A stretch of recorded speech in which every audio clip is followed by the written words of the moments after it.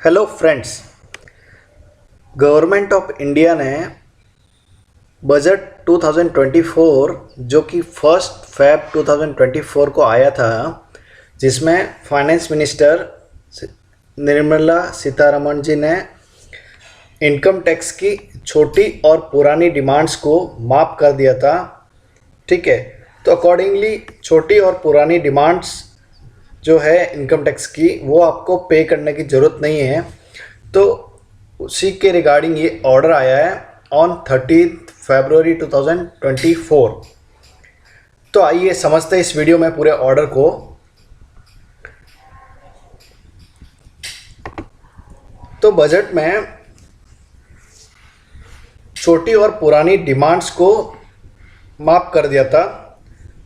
वो कौन सी है छोटी और पुरानी डिमांड्स? तो देखिए, assessment years to which the entries of outstanding tax demands as on 31 January 2024 pertains.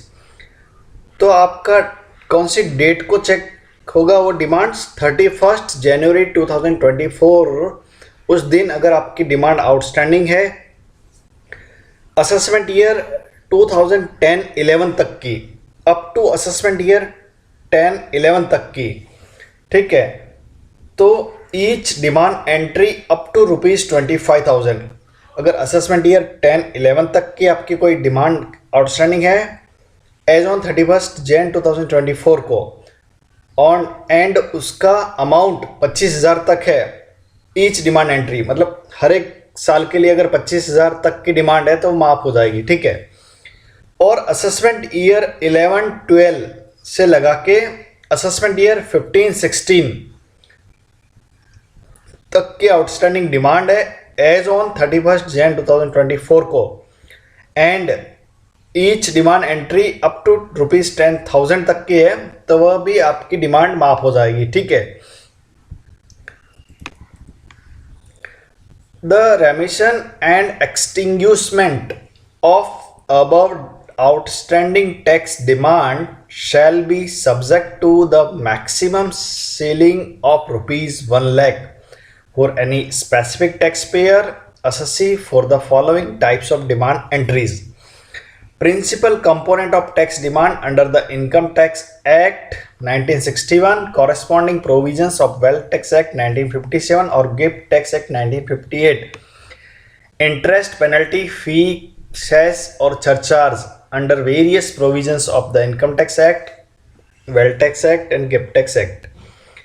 तो आपकी मैक्सिमम जो लिमिट होगी वह गवर्नमेंट ने 1 लाख रुपीज़ रखी है कि आपकी जो ये सब ईयर्स की डिमांड मिला के मैक्सिमम आपकी 1 लाख तक की अगर डिमांड है वह आपकी माफ हो जाएगी। ठीक है, पैरा 1.2 में लिखा है कि अगर आपकी कोई TDS TCS की डिमांड है तो वो इसमें कंसिडर नहीं होगी। The above remission and extinguishment of entries of outstanding direct tax demand shall not be applicable on the demands raised against the tax deductor और tax collectors under TDS TCS provisions of the income tax act.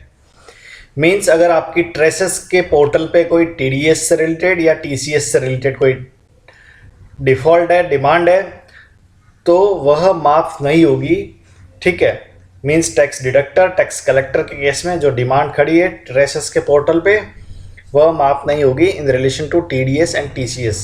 ठीक है, para second, consequent to the aforesaid remission and extinguishment of entries of outstanding demand, there shall not be requirement of calculation of interest on account of delay in payment of demand under subsection 2 up to 20 of the Income Tax Act 1961. Therefore, the same shall not be considered for the purpose of determining the ceiling of ₹1 lakh. तो आपकी कोई demand पे अगर interest liability बन रही है तो उसको कैलकुलेशन करने की जरूरत नहीं है, क्योंकि वह 1 लाख रुपीज़ की सीलिंग में कंसिडर नहीं होगी। ठीक है,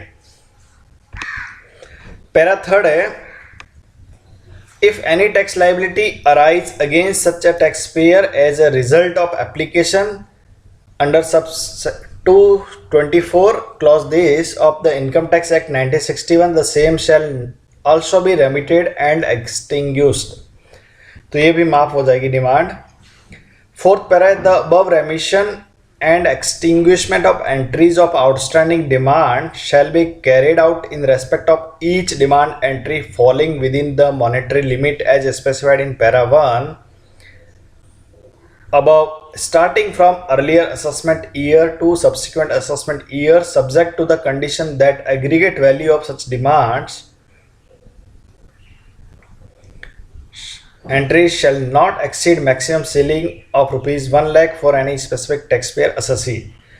तो आपका ये कैलकुलेशन कैसे होगा 1 लाख रुपीज़ का? पहले पुराना वाला असेसमेंट ईयर लेंगे, उसके बाद सब्सिक्वेंट असेसमेंट ईयर्स लेंगे, ठीक है. तो उसके हिसाब से ये कैलकुलेशन होगा 1 लाख रुपीज़ का, ठीक है. बट मैक्सिमम आपको 1 लाख तक का ही डिमांड माफ होगा, ठीक है. पैरा 4.2 में लिखा है कि अगर आपकी कोई डिमांड 1 लाख से ज़्यादा है हो रही है, ठीक है, तो वह उसमें कंसिडर नहीं होगी. मीन्स आपकी सपोज 3 साल की डिमांड है, तो उसमें देखिए, further in order to compute the aforesaid maximum ceiling of rupees 1 lakh, any demand entry having value more than the aforesaid monetary limit as specified in para 1 shall not be taken into calculation. Means आपको जो individual limit है 25,000 और 10,000 की, वो तो आपको देखनी है. अगर वो भी एक्सीड कर रही है तो वो इसको उस साल को कंसिडर नहीं करना है, ठीक है. तो ईयर वाइज लिमिट भी है एंड टोटल में लिमिट है 1 लाख रुपीज़, ठीक है. नेक्स्ट पैरा है 4.3, under no circumstance fraction of any demand entry, whether its value is falling within the monetary limit as specified in para 1 above or not, shall be considered for remission and extinguishment to compute the aforementioned ceiling of rupees 1 lakh. तो अगर कोई किसी year का demand है जो fraction में हो रहा है, ठीक है, तो वह उस असेसमेंट ईयर को कैलकुलेशन में नहीं लेना है, ठीक है. तो वह माफ नहीं होगी उस असेसमेंट ईयर की डिमांड.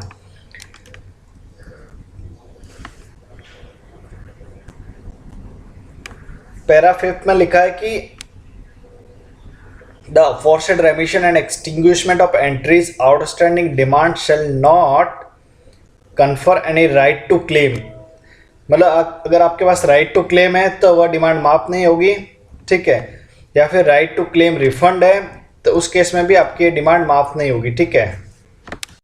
क्रिमिनल प्रोसीडिंग पेंडिंग है या फिर इनिशिएटेड है तो उस केस में भी आपकी वह डिमांड माफ नहीं होगी, ठीक है.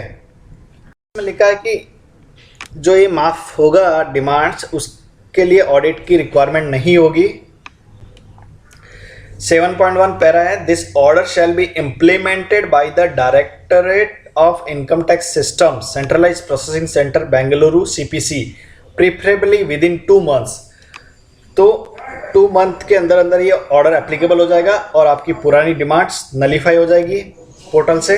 Rectification of any apparent mistake related to the implementation of this order which may come to the notice shall be carried out by the CPC Bengaluru, and such rectification shall be considered to be the execution of this order. तो अगर कोई mistake हो गई है ये implement करने में order, तो वह भी ऑर्डर का पार्ट होगा और उसको एग्जीक्यूशन करना होगा, ठीक है.